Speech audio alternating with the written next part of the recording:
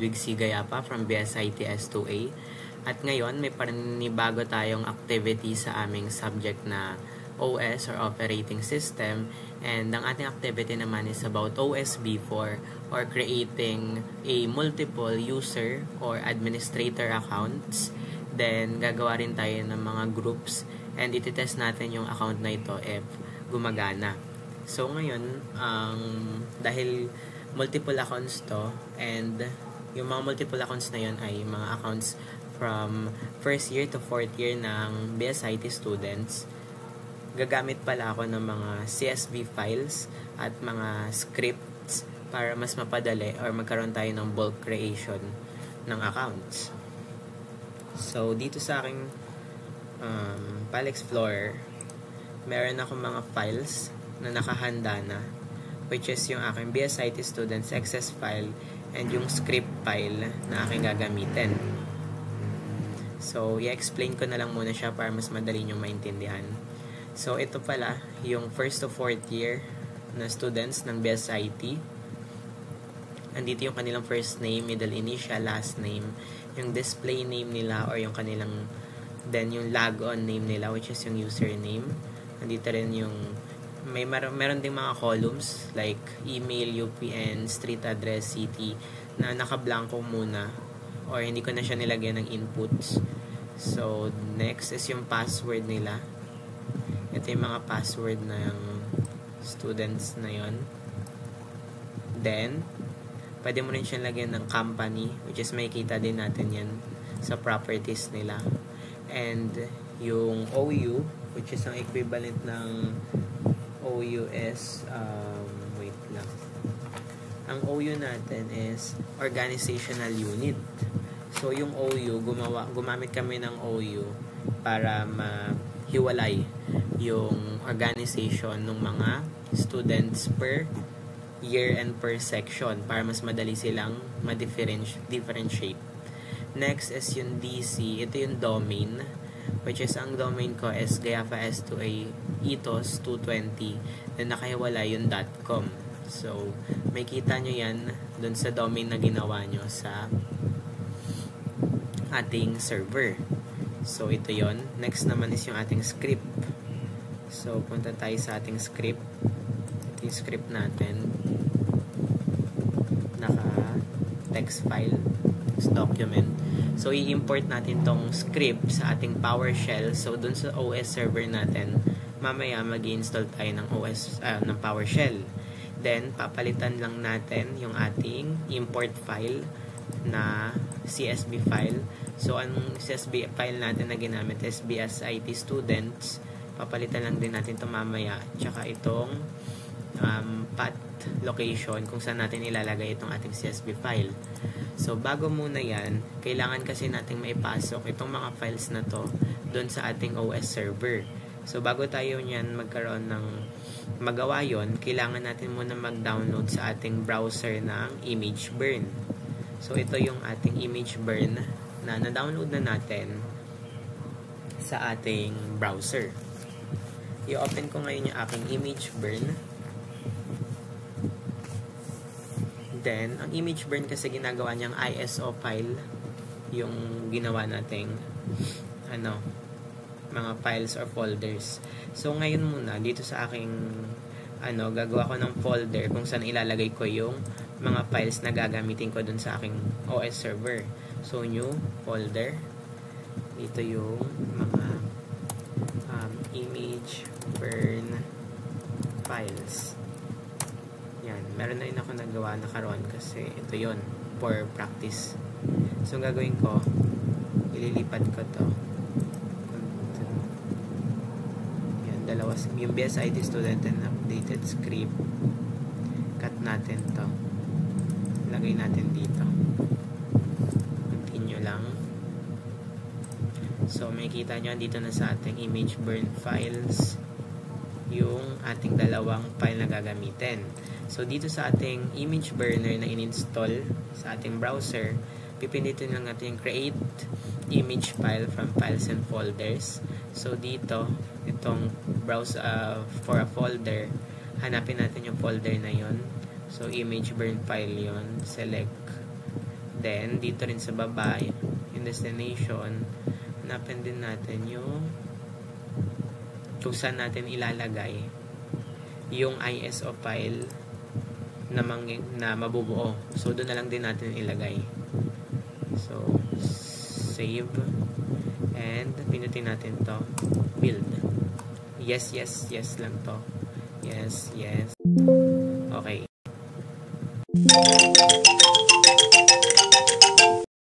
Ingay pala. So, yun. Okay na. So, ngayon, check natin. Ayun na, may ISO file na tayo. So, after natin magawa na yung pinaka-ISO file, punta na tayo sa ating VM VirtualBox. So, open lang natin yung VirtualBox natin. Ganyan, naka-open. So, ito na. So, once na ma-open na natin yung ating VirtualBox, pinakagagawin naman natin is ilalagay yung ISO file dun sa ating server. Ito yung server na ginawa natin noon. So, settings. Sa settings, storage. So, ito, yung add sa optical drive. Hanapin lang natin yung add. Then, yung image burner files. Ito yung image burn files na ISO natin.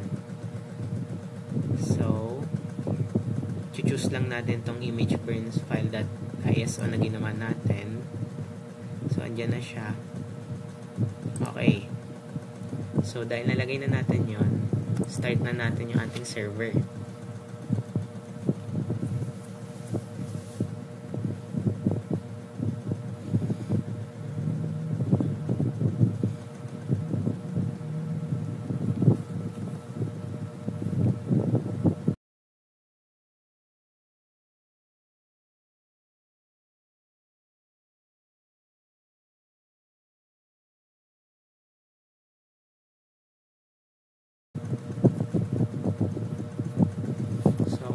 Na tayo, ang una natin gagawin is mag-install ng PowerShell sa ating server. So, start tayo, then punta tayo sa server manager. Sa ating server manager, dito naman is naglo-loading. Ayan, features. Punta tayo sa features. Features. Then, hanapin natin yung ating PowerShell, which is ito, Windows PowerShell Integrated Scripting Environment. I-check natin. Then, next. Tas, install. Then, wait natin mag-install yung ating PowerShell.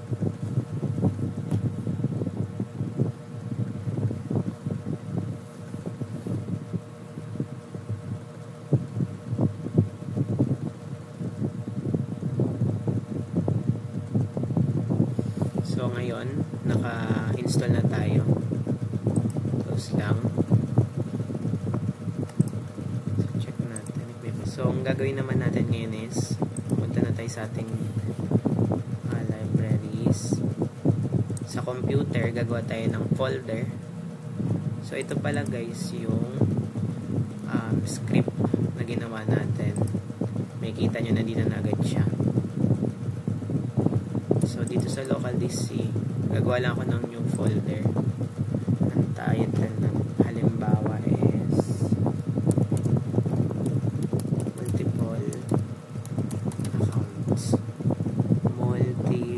accounts. Ito sa multiple accounts na ilalagay ko dito yung dalawang file na to.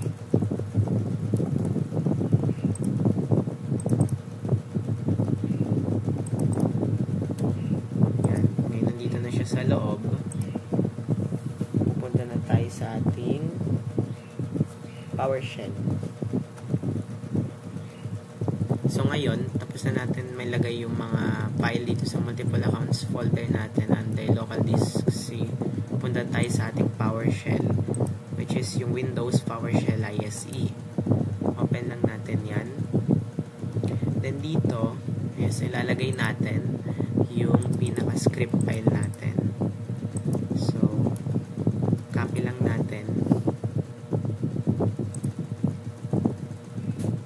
Lagay natin dito. Once na ma-paste natin, pinakailangan natin gawin is palitan yung import file or path file. Since multiple accounts yung folder natin, multiple accounts, then ang name ng ating file is name nito CSV BSIT students, multiple accounts. Gawin natin BSIT students, check ulit. BSIT students, BSIT students, and multiple accounts yun at CSV.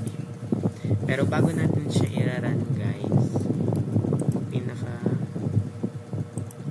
gagawin muna natin is punta tayo sa ating administrative tools, directory users and computers. Dito sa ating ethos, ethos220.com. Ito yung domain na nilagay natin dun sa ating kanina, Excel or CSV file. Gagawa tayo ng organizational unit na magsiseparate dun sa ating mga file. So, gagawin natin new organizational unit. Then, diba, ang nakalagay dun is S1A. Okay lang. Then, ganun ulit. New OU S2A. Dito nyo ilalagay yung mga accounts. S3A. Ano lang to for para mas tawag dito, mas maayos tignan.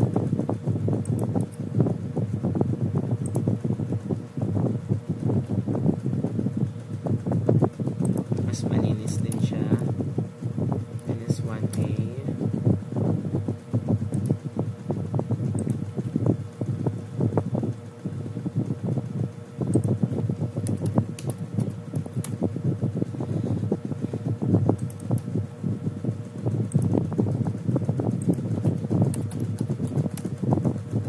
Lastly is yung ating NS4A. So, andito na ating mga organizational unit. So, ang next naman natin is i-run na yung file. So, ito yung pag-run ng file.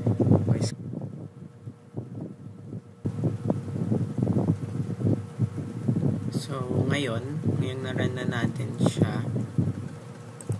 Run na natin to. Then, dito, say natin, refresh natin.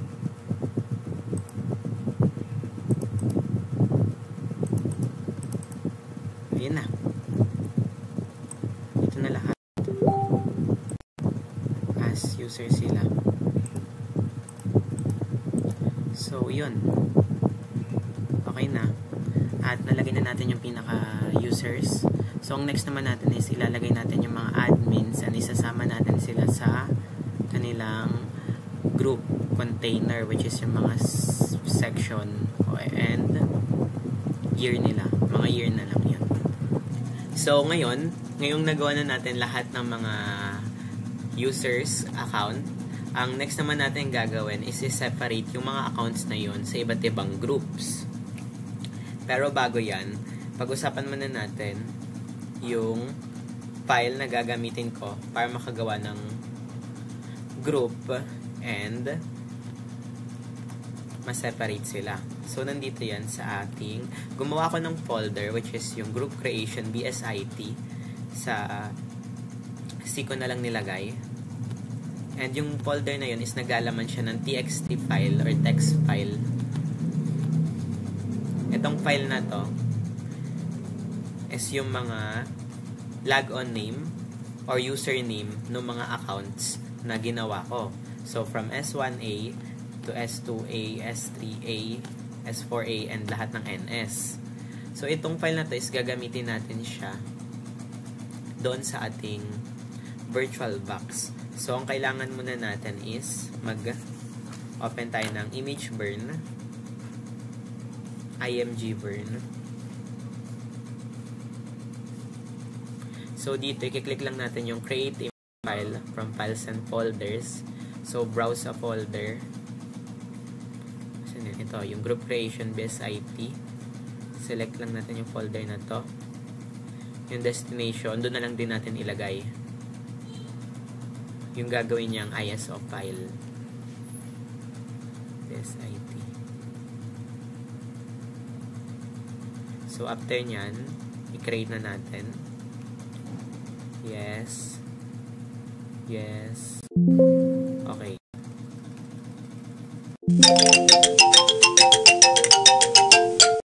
So, dahil successfully created na yung ating ISO file, so, kailangan natin is isama siya dito sa ating VirtualBox. Pero bago yan, kailangan muna natin i-turn off or shut down itong ating server para malagay natin yung ating ISO file.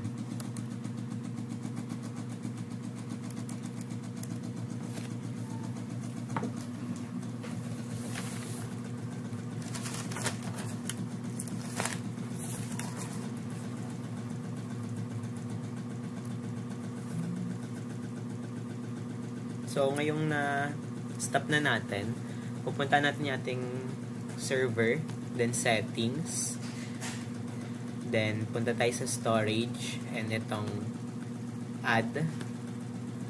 So, ilalagay lang natin yung ISO file na ginawa natin, which is nasa group creation BSIT, and ito yung ISO file. So, once na maano na natin yung pipindutin natin yung choose, then okay. So, after nyan, start again the server.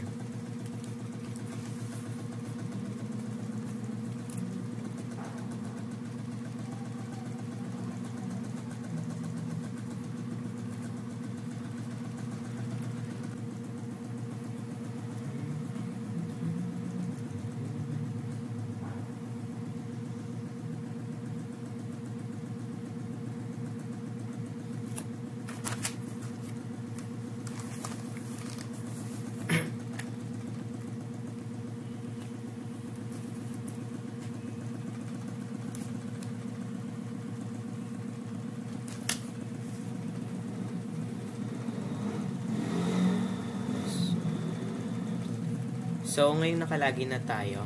Pupunta tayo sa ating administrative tools, Active Directory, users and computers.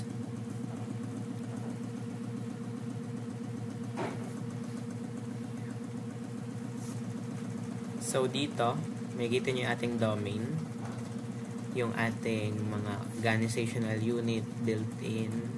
Sa built-in, nandito yung ating administrators. So, sa loob ng administrators na ito yung mga members pa lang. So, ang gagawin natin, i-remove muna natin to. Yes. Then, mag-a-add tayo ng mga administrator accounts. Pero bago yan, unahin muna natin is yung paglagay ng group. So, saan tayo maglalagay ng group? Paglalagay ng group, pwede natin siya ilagay sa users or kahit saan. So, ang paglalagay natin ng group is by section. So, delete lang muna natin itong mga past groups na nagawa natin. So, pagka-create ng group, ito, create a new group. Group name, so BSIT, sabi natin S1A. Okay, create ulit tayo ng group. BSIT S2A. Next ulit. BSIT S3A. BSIT S4A. BSIT NS 1A, BSIT NS 2A, BSIT NS 3A, and lastly, BSIT NS 4A. So, ito yung mga group na nagawa natin. So, gagawin natin, pupunta natin yung una muna, which is yung BSIT S1A. And punta tayo sa members, add. So, dito natin makikita yung ating ISO file. Ating file explorer sa libraries, computer. Ito yung ating group creation BSIT na file, yung ito yung text file. So, ito yung mga username ng mga S1A. Kakopy lang natin yan. So, punta tayo doon.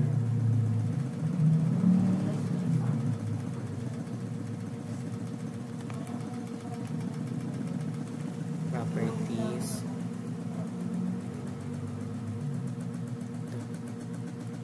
Mag-add member tayo dito. In the members, add. So, yan. I-paste natin. Then check names. So, ilalagay dito yung mga kailangan ng verification kung sino ba pipiliin natin. So, yan. Then, dito naman is yung second ng S1A. Ito, si Ernesto ng S1A. Si Justin ng S1A. Okay. So, ito na. Ito na yung mga S1A. So, okay lang. So, yun na, nakita natin is nandito na lahat ng S1A accounts na nalagay natin. Then, apply lang. Then, okay. So, next naman is gagawin natin yon kay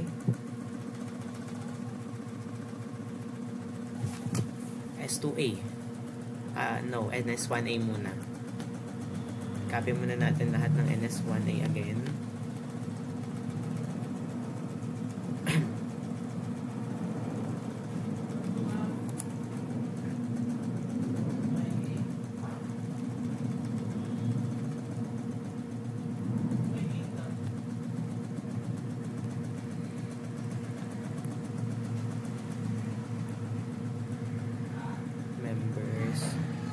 Add. Space lang natin. Then check names. Ito, NS1A.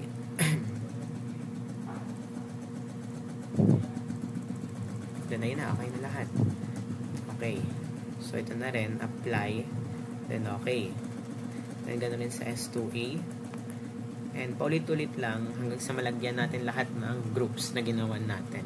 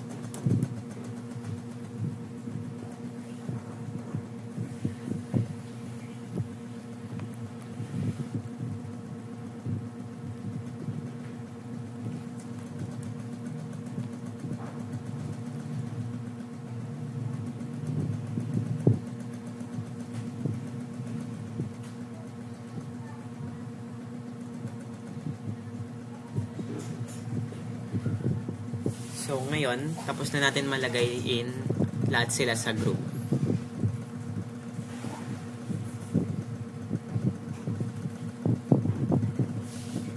Next naman natin gagawin is gumawa ng mga administrator accounts which are yung mga presidents ng sections. So, punta tayo sa built-in, administrators, right-click, properties, and members. So, dito sa members, pwede na tayong mag-add yung mga president. Pero una yan, start muna natin sa ating sarili. Christian Ludwig.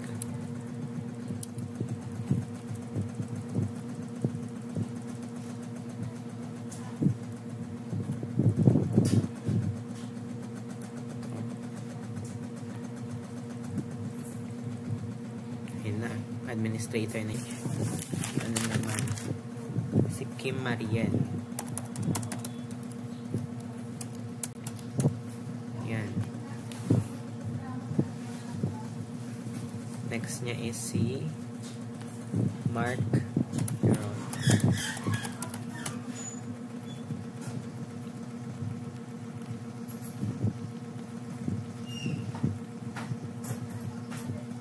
Next si Joey.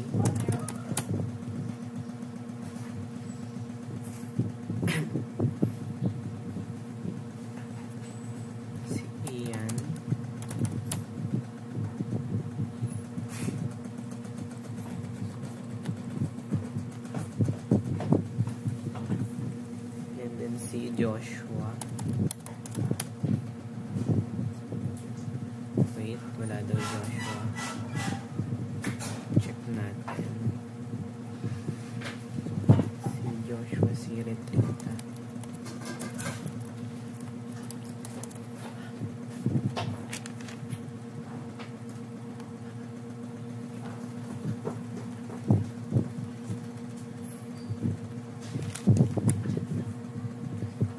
Next, ni Joshua is Arman.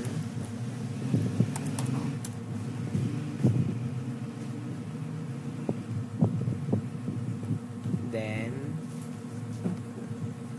Leica.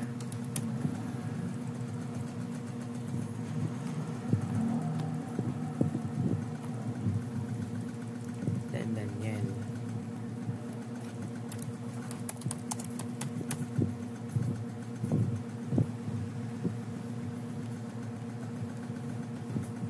Okay. Then apply. Then okay. So may kita nyo, nagawa na rin nating administrators, lahat ng mga president ng per section. Kasama na rin yung user, which is ako. Since ako yung admin, yung pinaka-server. Then, tapos na natin yung creation ng users, creation ng admin, and yung creation ng group. Try naman natin i-test yung magsa-switch account. Once na mag-switch account tayo, dapat ma-switch natin from one user or from a one admin.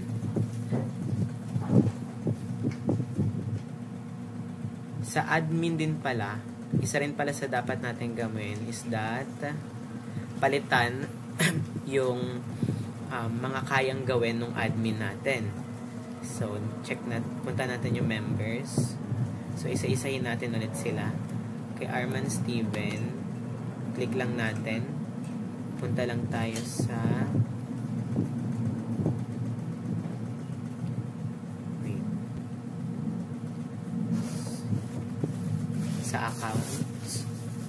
account. Pag since admin ka, dapat dalawa yung naka-check. Kaya na change and password never expire. Apply. Okay. And then sa lahat ng account gagawin natin yan.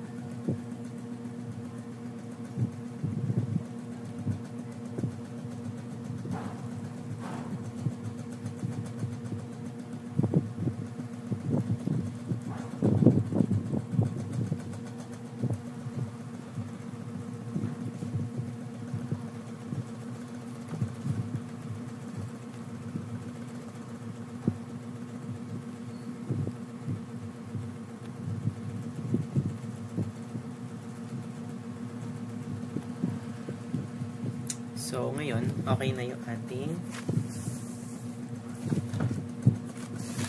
lahat ng admin account. Next is ipapatest naman natin. Pupili lang tayo ng one user account dito. So, piliin natin si Joey Ann. So, ang logon name nito is Joey Ann. S2A. Tapos, ang kanyang password is BSIT S2A. Then, next is one user. So, pili tayo sa ating kaklase. Halimbawa, si Baloloy. So, si Baloloy, since user siya, dapat yan, one lang check.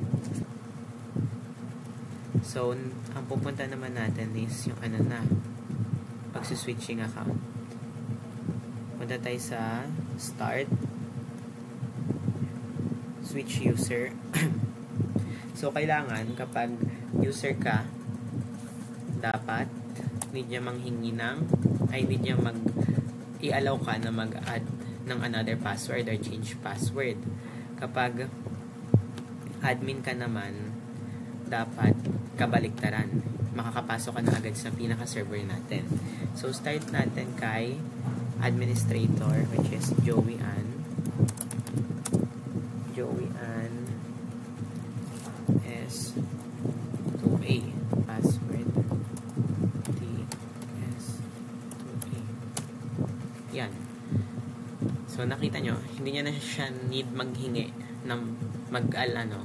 ng bagong password since si Joey Ann is nilagay natin as an administrator.